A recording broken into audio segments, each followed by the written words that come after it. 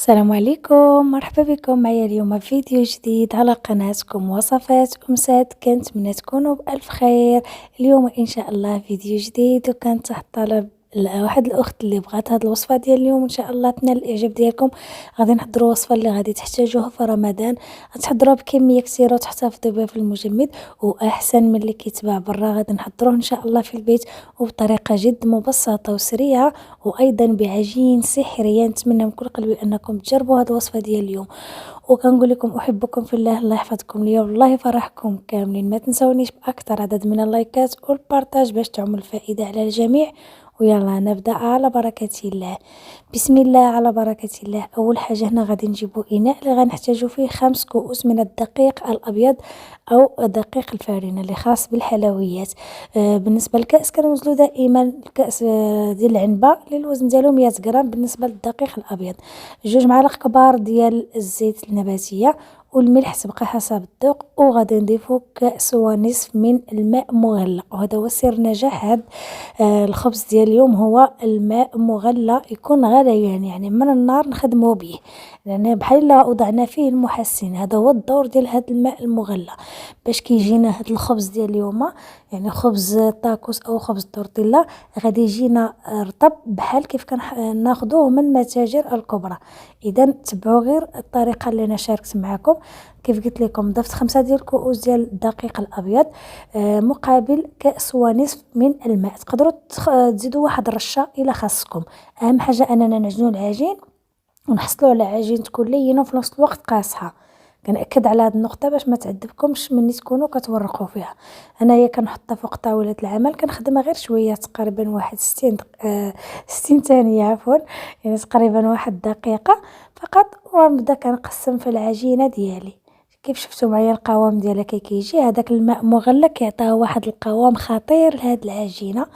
وهنايا بالنسبه ردوا البال بعد تضيفوا الماء مغلق، خدموها غير بالملعقه حتى تاخذ شويه الحراره باش تقدروا تخدموها بيديكم. عاد خدموها بيديكم. هنايا غادي نقسمها الى قطع صغيره. الحجم ديال القطع كيف شفتوا معايا تقريبا كل حبه غادي يكون فيها ما بين 40 حتى ل 50 غرام. وغادي نشكلها بهذا الشكل ونحطهم فوق واحد الطاوله، ونغطيه لهم بلاستيك غذائي باش ما تنشفش ليا العجين، لان هاد العجين كتنشف بسرعه عاجنينها بالماء مغلى. اذا ضروري خصنا نغطيوها بالبلاستيك غذائي بهذا الشكل. هنا غنبداو في التوريق. بالنسبه للتوريق ديال هاد العجين راه سهل، لانه العجين ديالنا عجناه بالماء مغلى كتعطينا الطو، يعني ما كتلتصقش، وكذلك ما كترجعش على بعضياتها، يعني حنا كنبسطوه وهي غاديه معنا. يعني بالنسبه للعجين العاديه راه حنا ملي كنبسطو بحال كتحسي بديك العجينه كتجمع، ولكن هذه لا. بالنسبه لهاد العجين ديال اليوم ساهله في التبساط ديالها، يعني كتبسطيها وما كتزيدش تجمع، كتبقى كما بسطيها. هنا كنحاولوا اننا نستعن بشويه ديال الدقيق غير باش ما تلتصقش ليه، ولكن هي كيف قلت لكم، لا خدمتوا العجين ديالكم مزيان راها ما كتلتصقش لانها واقفه العجينه ديالها. القوام ديال السمك كيف شفتوا معايا هو هذا. حاولوا انكم ما ترقوهاش بزاف اكثر من اللازم وما ديروهاش غليظه. كنرش بشويه ديال الدقيق وغادي نحط هكا القطعه ديال العجين اللي ورقنا في هذاك الصحن. هنايا غادي نعاود نورق مره اخرى، نعاود معكم باش يكون واضح جيدا. دائما كنستعنوا مع بشويه ديال الدقيق وكنبسط. والعجين ديالنا راه ساهله في التبساط ديالها، لان ما كتزيدش تجمع لينا العجين كما بسطناها، كتبقى كنعاودو نقلبوها. هنايا بنفس الطريقه كنجيب داك الصحن اللي وضعت فيه، كنرش بشويه الدقيق وكنحط فوق منها هاد العجين. هنا غادي نستمر بنفس الطريقه حتى نكمل كميه العجين كلها اللي عندي، وغادي نمر لطريقه الطهي. هنا بالنسبه لطريقه الطهي غنطيبوها بحال كيف كنطيبوا التريد المغربي. كناخذ واحد المقلاة وكنحطها فوق النار المتوسطه، كتسخن المقلاة وكنبدا كنطيب. مده الطهي راه ما كتاخذش لينا اكثر من 5 دقائق، يعني تقريبا في واحد 3 4 دقائق كنكونوا طيبنا كل شيء.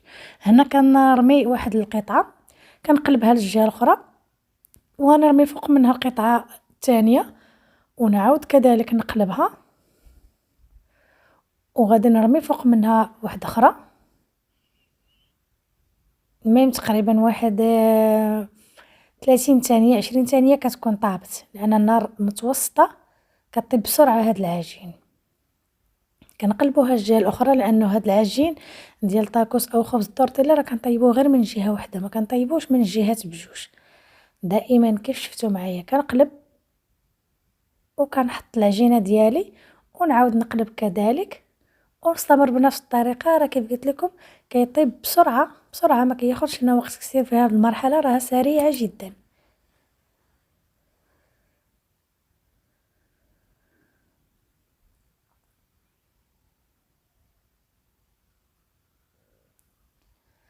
انايا غادي نكمل الكميات ديال الطياب بهذه الطريقه كلها على هذا الشكل.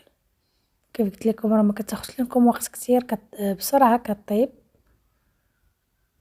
وبالنسبه لهذا الخبز تورتيلا راه بامكانكم انكم تحتفظوا به في المجمد.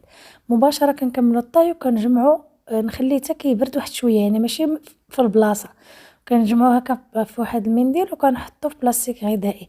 هنا غادي نوجد معكم واحد الحشوه اللي غنحضروا بها الطاكوس. هنا كنحتاج البصله، انا استعملت البصله خضاريه، ممكن تستعملوا البصله العاديه. عندي صدر ديال الدجاج واحد 250 غرام، وعندي بودرة الثوم، وعندي توابل طاكوس وممكن تضيفوا توابل الدجاج، الفلفل الأسود والزنجبيل، وكذلك شوية ديال الحار، وملعقة صغيرة ديال صلصة الخردل أو المطارد، ملعقة صغيرة ديال صلصة الصويا. هنايا على نار عالية كنشحر هاد الدجاج ديالي مع البصلة بهذا الشكل. والسر اللي غنعطيكم لهاد الطاكوس باش كيجي بنين هو كنضيفو واحد تقريبا نصف كوب ديال الكريمة الطبخ، كنضيفو في اخر مرحلة، وممكن تعوضوه بالياغورت الطبيعي اولا شوية الحليب مع المايزينا. انا الحشوه ديالي وجدات. وبالنسبه للخبز الطاكوس راني خليته حتى برد وسط البلاستيك باش كيرجع عليه وكيجينا رطب، والقوام ديالو هو هذا كيف شفتوا معايا راه كيجي رطب ورائع جدا. ممكن انكم تحضروه في البيت بلا ما تشروه من برا. انايا مباشره بالنسبه للطاكوس راني وضعت الحشوه ديال الدجاج، وخديت كذلك هنايا البطاطا اللي انا واضعه غير في الفرن، ممكن تقليوها الا بغيتو. كنضيف الجبن موتزاريلا، ممكن تضيفوا جبن ساندويشات، وكنجمع طاكوس ديالي. ممكن كذلك تضيفوا لي صوص الا بغيتو، كيبقى لكم الاختيار. هنايا غادي نحتفظ بالكميه اللي بقات ليا في المجمد، منين نبغيها نجبدها ونخدم بها. ممكن انكم تحتفظوا بها مده طويله على الاقل شهر. بالنسبه لهاد الطاكوس وضعت له انا الجبن ودخلته للفرن ساخن جدا مده 5 دقائق. ممكن تبريسوه في آلة البانيني وما تضيفوش ليه الجبن على حسب الرغبه. انا غادي نقطع معكم باش تشوفوا القوام ديال العجينه ديال اليوم اللي حضرنا ما بها الفطائر او طاكوس، كيجيو رائعين جدا. قدمت لكم بالصحه والراحه، غير جربوها راها زوينه واقتصاديه وكتبقى طريه ورطبه. خليتكم على خير. دمتم في رعايه الله وحفظه، الى فيديو قادم ان شاء الله. بسلام عليكم.